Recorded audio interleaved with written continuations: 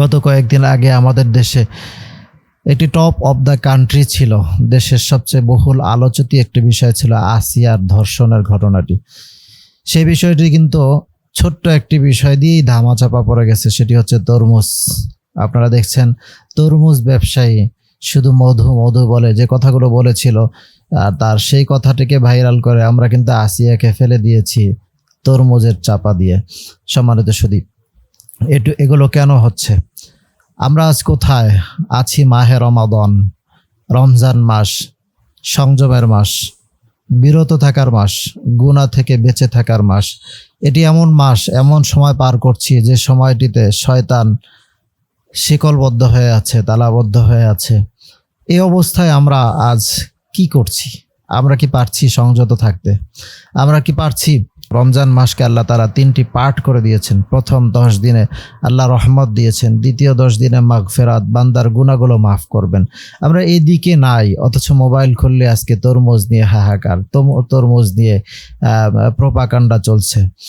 কয়েকদিন আগেও ছিল একজন ছোট্ট একটি মেয়ে ধর্ষিতা হয়েছে, সে ব্যাপারে আমরা কয়েকদিন ফেসবুক খুব গরম করে ফেলেছিলাম, কিন্তু আজকে কোথায়? ইন্না আরসালনাকা শাহিদান ওয়া মুবাশশিরান ওয়া নাযীরা ওয়া দাঈয়ান ইলাল্লাহি বিইজনিহি ওয়া সিরাজাম মুনীরা।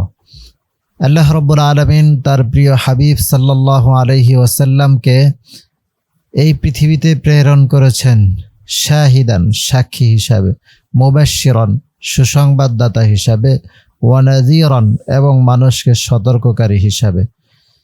নবী করিম সাল্লাল্লাহু আলাইহি ওয়াসাল্লাম চলে যাওয়ার সময় এই কাজগুলোর দায়ভার উম্মতে মুহাম্মাদীদের কাঁধেই রেখে গিয়েছেন।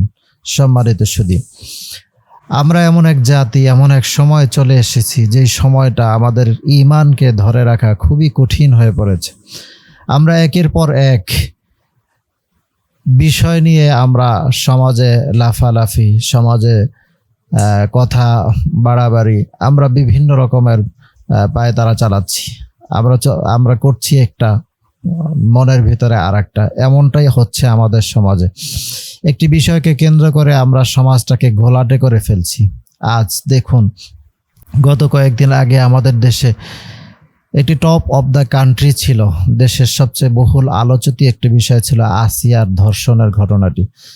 সেই বিষয়টি কিন্তু ছোট্ট একটি বিষয় দিয়েই ধামাচাপা পড়ে গেছে, সেটি হচ্ছে তরমুজ।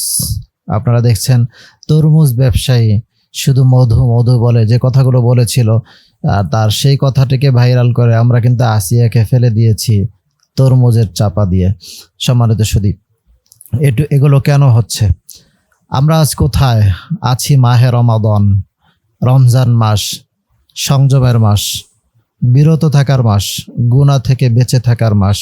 এটি এমন মাস, এমন সময় পার করছি যে সময়টিতে শয়তান শিকলবদ্ধ হয়ে আছে, তালাবদ্ধ হয়ে আছে।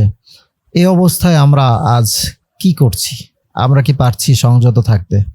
আমরা কি পারছি আল্লাহ রাব্বুল আলামিনের রোজার অরিজিনাল যে কারণ ছিল সেই কারণগুলো অনুযায়ী আমরা কি রোজা রাখতে পারছি? আমরা কি নিজেরা সংযত হতে পারছি? এই সংযমের মাসে আমরা কি পারছি যে কিভাবে আমরা আল্লাহ তাআলার সান্নিধ্যে যাব? অথচ রমজান মাসকে আল্লাহ তাআলা 3টি পার্ট করে দিয়েছেন। প্রথম 10 দিনে আল্লাহ রহমত দিয়েছেন, দ্বিতীয় 10 দিনে মাগফিরাত, বান্দার গুনাহগুলো মাফ করবেন।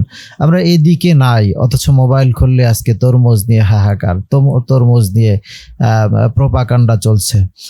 কয়েকদিন আগেও ছিল একজন ছোট্ট একটি মেয়ে ধর্ষিতা হয়েছে, সে ব্যাপারে আমরা কয়েকদিন ফেসবুক খুব গরম করে ফেলেছিলাম, কিন্তু আজকে কোথায়? সেই ইস্যুটিকেও আমরা ধামাচাপা দিয়ে ফেলেছি। কেন হচ্ছে? অথচ আল্লাহ তাআলা বলেছেন তা'মুরুনা বিল মারুফ ওয়া তানহাউনা আনিল মুনকার, অন্যায় কাজে বাধা এবং সৎ কাজের আদেশ। এটি তো উম্মতে মুহাম্মাদীর একটি অত্যন্ত গুরুত্বপূর্ণ বৈশিষ্ট্য হওয়া উচিত। আল্লাহ নিজেই বলছেন কুনতুম খায়রা উম্মাহ, তোমরা সর্বশ্রেষ্ঠ জাতি, তোমাদের 1 নম্বর কাজ হচ্ছে তা'মুরুনা বিল মারুফ, তোমরা সৎ কাজের আদেশ দিবে, ওয়া তানহাউনা আনিল মুনকার, এবং অসৎ কাজে, অন্যায় কাজে তোমরা বাধা দিবে। আমি মনে করি আসিয়ার এই ধর্ষণের এটার প্রতিবাদ করাটা আমাদের অসৎ কাজে বাধা দেয়া এটার শামিল হবে। এবং এই অন্যায় কাজের ক্ষেত্রে আমরা যদি সেটার বিরুদ্ধে সোচ্চার হতে পারি, তাহলেও আমাদের অবশ্যই আমরা সেটিকে আল্লাহ তাআলার এই আয়াতের কিঞ্চিত পরিমাণ হলেও আমরা আমল করতে পারবো। অথচ আমরা সেগুলো না করে আজকে আমরা তরমুজ নিয়ে লাফালাফি করছি। এরপরে আবার আসবে আর এক ইস্যু, আমরা সেই ইস্যু নিয়ে আমরা চলা শুরু করব। আমরা একের পর এক ইস্যু নিয়েই কি পড়ে থাকবো? মাহে রমাদান কি আমাদেরকে এটি শিক্ষা দিচ্ছে? আমরা কি রমজান থেকে এটাই শিক্ষা পেলাম? রমজান কি আমাদেরকে এগুলো করার জন্য এসেছে? অথচ আল্লাহ তাআলা বলছেন যে তোমাদেরকে আমি রাহে রমজান দিয়েছি লাআল্লাকুম তাত্তাকুন, এজন্য যাতে তোমরা মুত্তাকি হতে পারো, আল্লাহ ভীরু হতে পারো।